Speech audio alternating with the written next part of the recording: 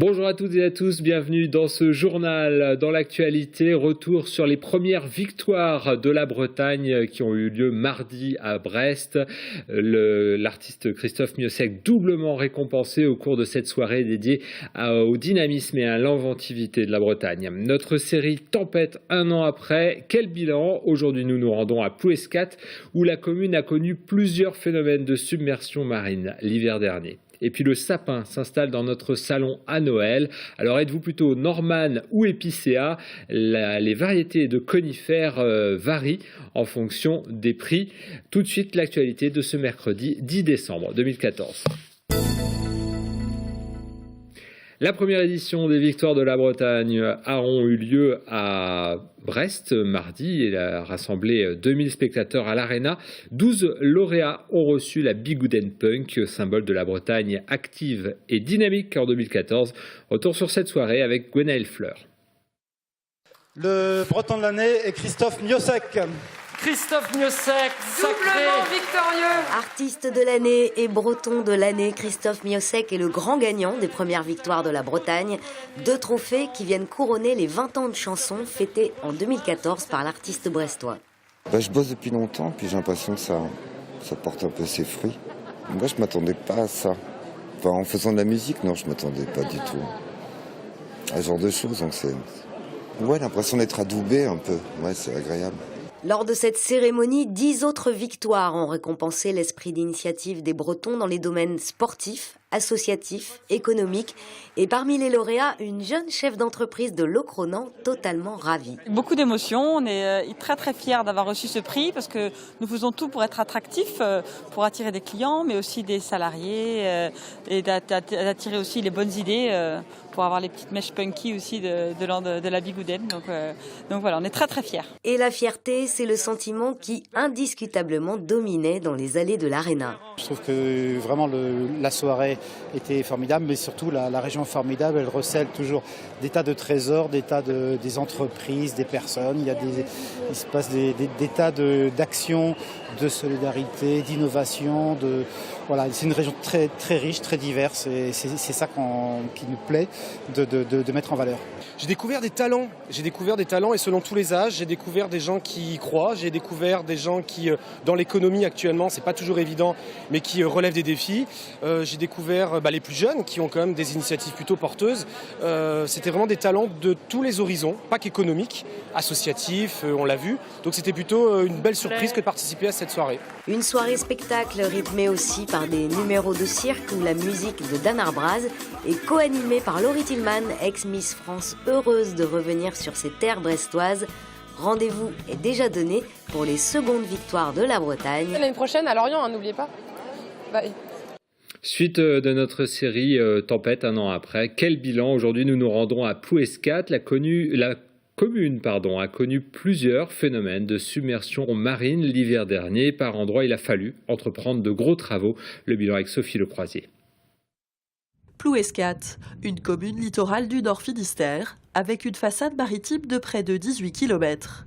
Le 1er février dernier, la tempête, conjuguée au fort coefficient de marée, font s'échouer sur le trait de côte des vagues de submersion marine d'une violence rare. Afin de préserver nos infrastructures routières et particulièrement à Rormen-Goubars, nous avons dû reconstituer donc un enrogement existant dans la mesure où la voie contiguë effectivement n'aurait pas supporté, je dirais, un épisode tempétueux tel que nous avons pu connaître. En plus de ces travaux d'enrochement, la municipalité a pris en charge la reconstruction de la voirie d'accès au port, la réparation du point d'avitaillement et une partie de la digue et du centre nautique municipal. Coût total des travaux, 200 000 €. Il est bien évident que nous prévoyons chaque année effectivement un poste de dépense pour faire face à certains imprévus, mais il est bien évident que le caractère exceptionnel, je dirais, de la houle du 1er février dépasse les budgets que nous avions anticipés. Les propriétés privées situées sur le littoral n'ont guère été plus épargnées. Certains propriétaires ont reconstruit leurs murets, d'autres ont consolidé le trait de côte. Cette maison a même dû être évacuée, son muret arraché et entraîné jusqu'à la porte d'entrée témoigne encore de la violence des vagues de submersion marine. Cette année, on commémore le centenaire de la Grande Guerre. À Lorient, les archives municipales ont collecté des objets personnels pour évoquer les liens entre les familles et les combattants. On peut découvrir ces objets au cours d'une exposition. Reportage Karine Chevrolier de TB Sud. La destruction à plus de 80% de l'Orient pendant la Seconde Guerre mondiale a notamment eu pour effet la disparition d'une grande partie du patrimoine relatif à la Première Guerre. 100 ans plus tard, si une exposition sur cette période a pu voir le jour, c'est en partie grâce aux quelques 260 Lorientais qui ont accepté de transmettre une partie de leur patrimoine familial.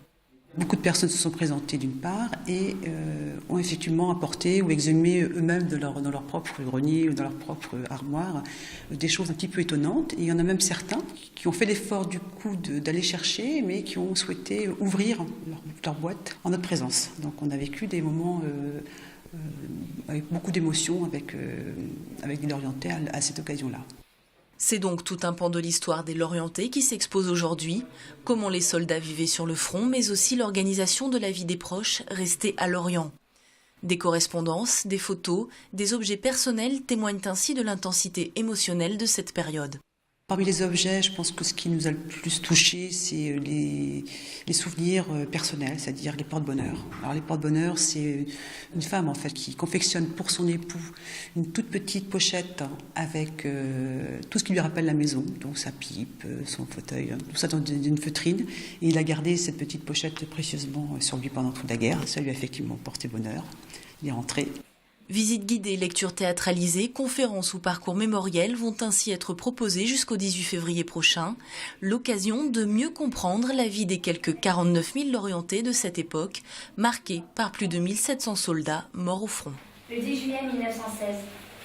Cher papa, c'est ta petite fille. Norman, épicéa ou Grandis, pas facile de s'y retrouver au moment de choisir son sapin de Noël. Alors Sandra Douceret de TVRN 35 nous explique ce qu'il faut savoir de nos occupants de notre salon en cette période de Noël. Je vais vous présenter l'épicéa traditionnel. C'est celui-là. Donc là on a le sapin, le vrai sapin de Noël. Le roi des forêts, comme on l'appelle, l'épicéa commun, a depuis quelques années laissé son trône à de nouvelles espèces de sapins.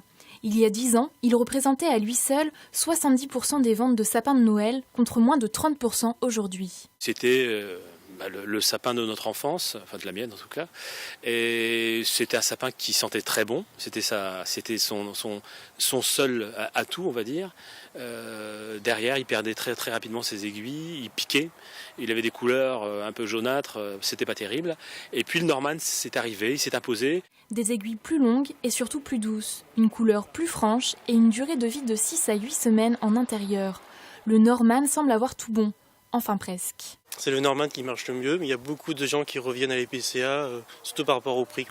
C'est un peu plus dur d'acheter un sapin à 30 €, donc il y a beaucoup qui reviennent sur le traditionnel. Et pour les nostalgiques de la bonne odeur de sapin, que seul l'épicéa offre, sachez que certains producteurs proposent différentes espèces, pour certaines assez originales. Celui-ci est bleuté. Il est bleuté, il a une meilleure tenue, il tient un petit peu plus longtemps que l'épicéa. Et puis c'est la couleur du sapin, hein. C'est vrai que ça se voit tout simplement. Hein. Pour un Norman, il vous faudra débourser en moyenne 30 €, contre environ 15 € pour un épicéa. Voilà, on termine avec le sapin, ce JT. Merci de nous avoir suivis. Si vous souhaitez revoir ce JT et d'autres JT précédents, vous pouvez le faire sur le site www.tbotv.fr. Je vous remercie de nous avoir suivis. On se retrouve demain à 18h30 pour un nouveau point sur l'information locale et régionale. Bonne soirée à vous et à demain.